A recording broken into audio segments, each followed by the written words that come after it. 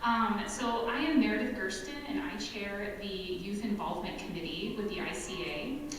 I wanted to thank the ICA for letting us take some time today to share about the Youth Involvement Committee. We're very new, and so this is part us sharing what the Youth Involvement Committee is all about, and then part some clarinet tidbits, and then hopefully we can have a discussion. And when we get to that point, I really encourage questions and suggestions from all of you that are here and listening and watching in Zoom land. So first off, I want to share with you our wonderful committee. So our ex officio is Diane Barker, and she's the president-elect of ICA. Sarah Alexander has a very large clarinet studio in the Indiana area.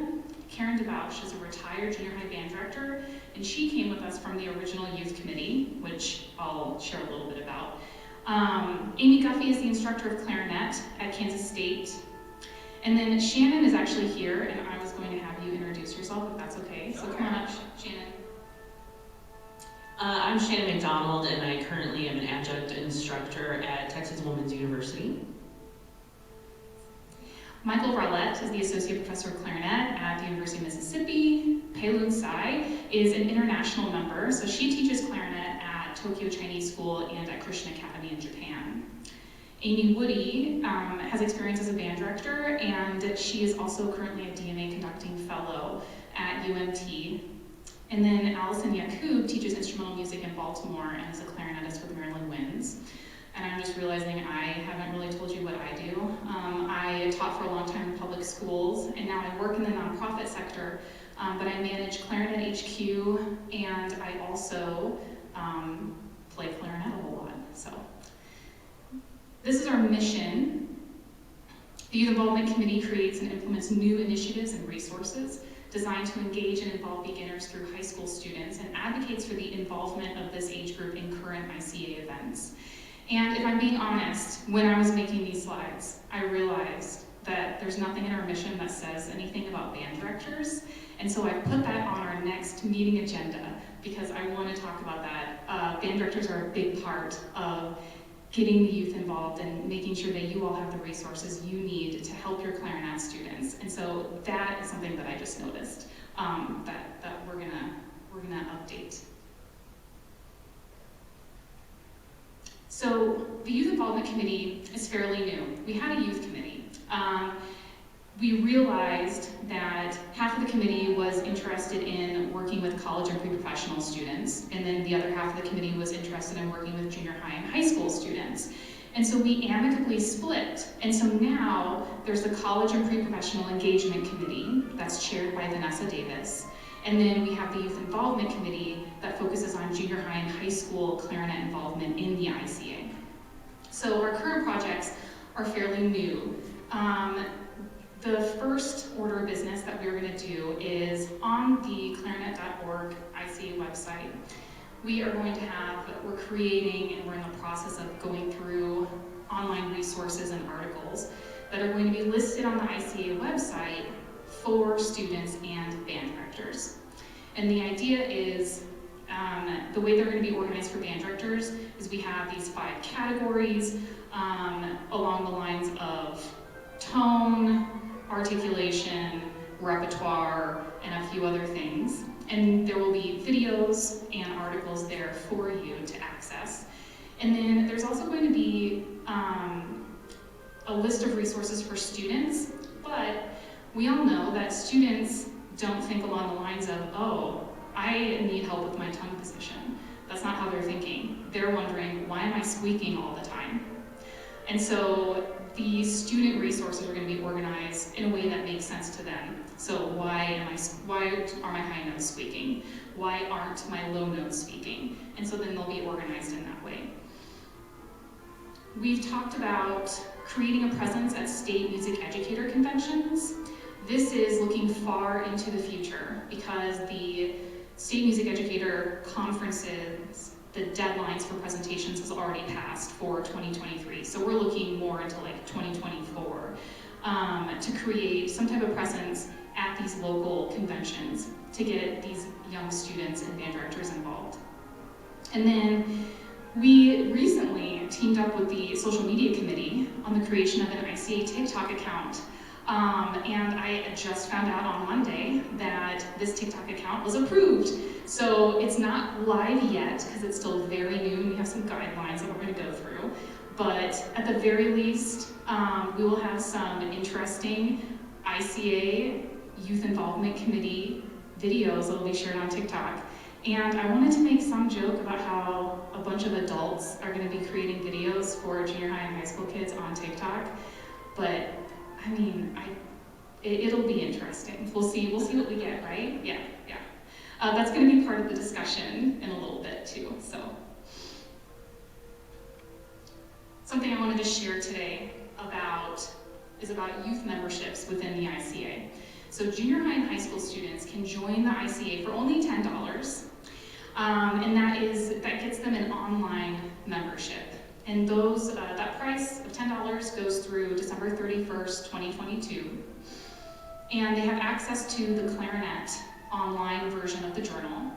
They will have access to the Naxos music library, which is where, if you are having a student working on a solo and they're a member of the ICA, through this membership, they can access this Naxos music library where then they can listen to that solo. There are just hundreds and hundreds of pieces of clarinet music that you can listen to in this library. Students will also be eligible to apply to ICA competitions. We have high school orchestral auditions, and then we also have like a mock audition, and then we also have another one I've totally blipped in my mind, but they exist. We have online ICA events throughout the year that with this $10 membership you'll be able to join. For example, like the Kaleidoscope is a big event for high school clarinet students that's put on by the state chairs. So at this point, I'm going to pass the mic along to Shannon McDonald. This portion is directed toward band directors who maybe don't play the clarinet, and there are just some quick tips and some fixing things on the clarinet that might be helpful. All right, thanks, Meredith. That was great. So I just wanted to go over a couple of things that we recommend to band directors that, like Meredith said, don't necessarily play clarinet. Some of the quick things that you can easily assess or fix. So one of the things that Meredith and I have discussed is to try to make sure your students rotate through their reeds. Try to make sure every day they play on a different reed and rotate between 2 to 4. I know that's not always feasible, depending on socioeconomic status, how many reeds they have available, but it will extend the life of their reeds so they last longer and they play better. So that's one thing you can implement. We also wanted to talk about neck straps, clarinet neck straps. They specifically make them so they have elastic, so that's what you want. And if you haven't ever seen one or played with a clarinet neck strap, they're not to hold the clarinet like you can let your hands go like a saxophone. They just support the clarinet. A lot of people think they're for people with, carpal tunnel syndrome or some kind of, hand mobility issues, but they're really great for anybody, and we especially recommend them at the beginner level because it's so hard, as you know as band directors, to teach proper hand position. It feels so awkward to balance your clarinet and not push down any keys or push down the keys and get the pinky keys and all of the things that it's so difficult for them to get. If they just have that neck strap to really support the clarinet, it takes just a little pressure off and it's not as wiggly when they're trying to press those keys. So really consider making that a part of your beginner package that they get for their instruments. And then some of you might know this, but the corks on the tenons, where the joints of the clarinet joins together, fall off.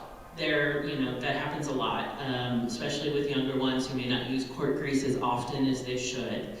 But you can quickly fix that for a clarinetist so they can get it to the shop and get a good repair on it by using dental floss, where you just, probably not the mint flavored kind, but where you just wrap it around and that'll help. Or you can use plumber's tape, or some people even use both. They put the dental floss over the plumber's tape, and that is enough to just keep it together. So for that day during band, or you're having a concert and your clarinetist's cork fell off, so you can fix that quickly, and they're cheap things to just keep in your office.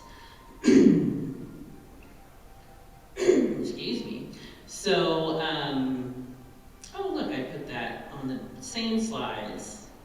There you go. So, just wanted to reiterate that fix for corks.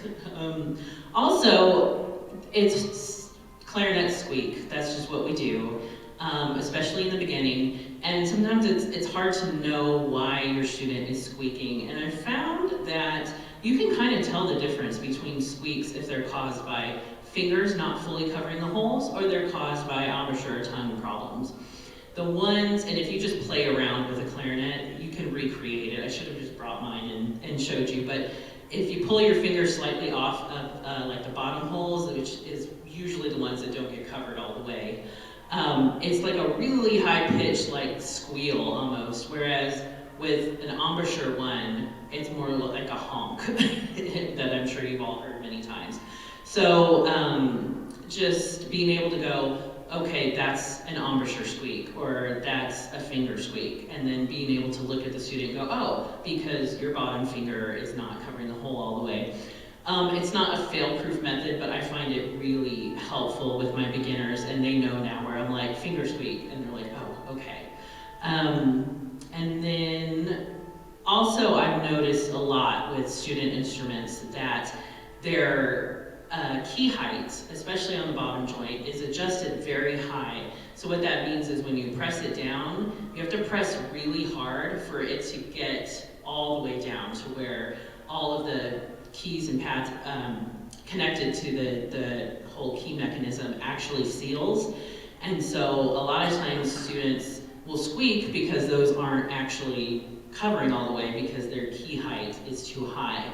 So if you take their clarinet and press, and the keys, the top of the metal part of the keys is above the wooden part that they kind of fit into, then their key height is probably too high.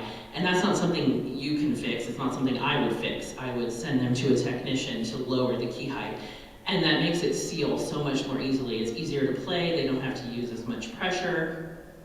So that's something to look out for too if you have school horns or your students just are renting or buying their horns. And then lastly, I find a lot of band directors will not teach adding the pinky key on the E flat key when they teach altissimo notes. I've actually had them apologize to me at schools I teach at. Like, I'm sorry, it's just so hard when, you know, it is, like, to teach that, where it's like so much already, where you're like, lift this finger, but put these down, and also the pinky. But it's really, really important. The intonation on the D and up, you can hear it, a musician can hear how badly out of tune it is without that pinky key. And all of my students, and I'm sure Meredith too, that you don't even have to look at them and go, you didn't put your pinky key down, did you? You can tell. And that's only going to make it harder later on for them to add that.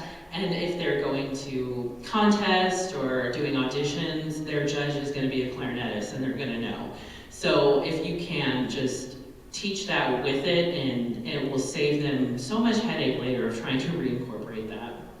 So that is all of my little quick clarinet tips, but we're going to give you some opportunities to ask some questions. So I'm going to hand it back to Meredith.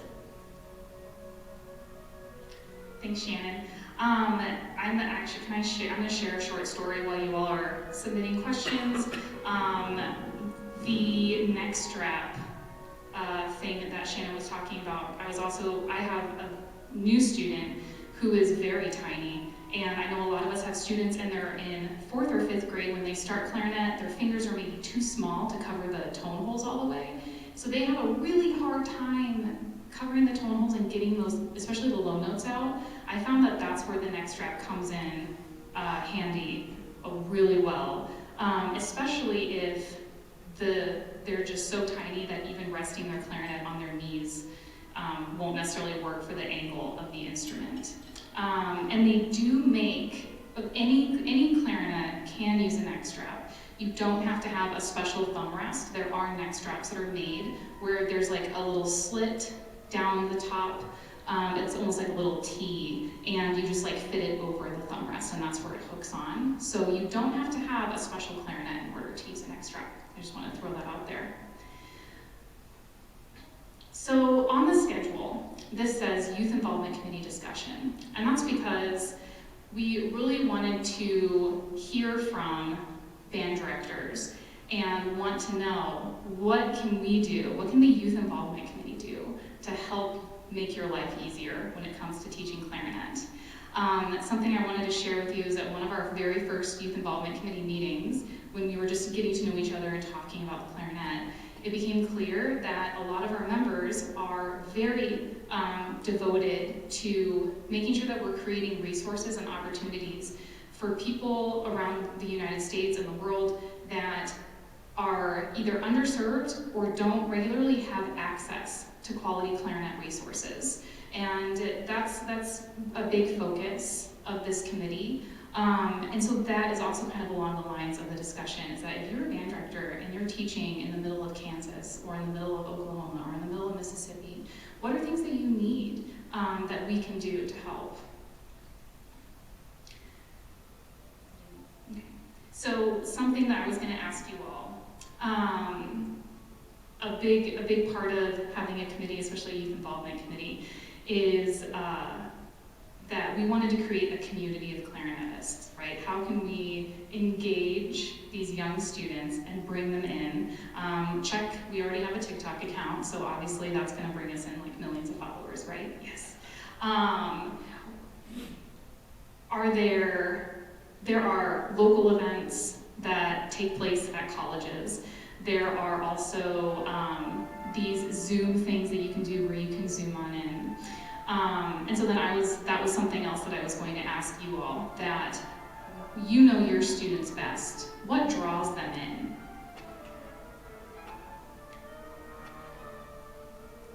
Another question that I have, are there challenges that band directors and other music teachers face that can be supported by the ICA and the Youth Involvement Committee?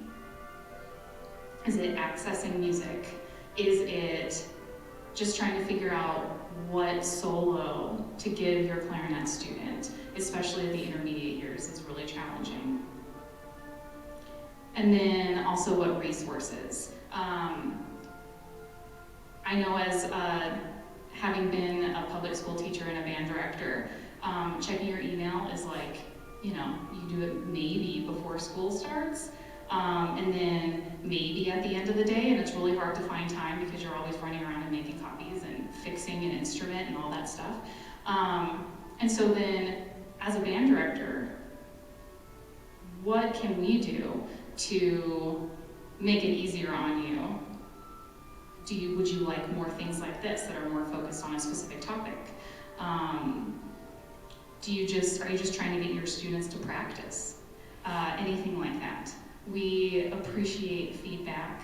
And we also will be updating everyone with Youth Involvement Committee projects that we're working on to make sure that you all are aware of these great things that we're able to create for you.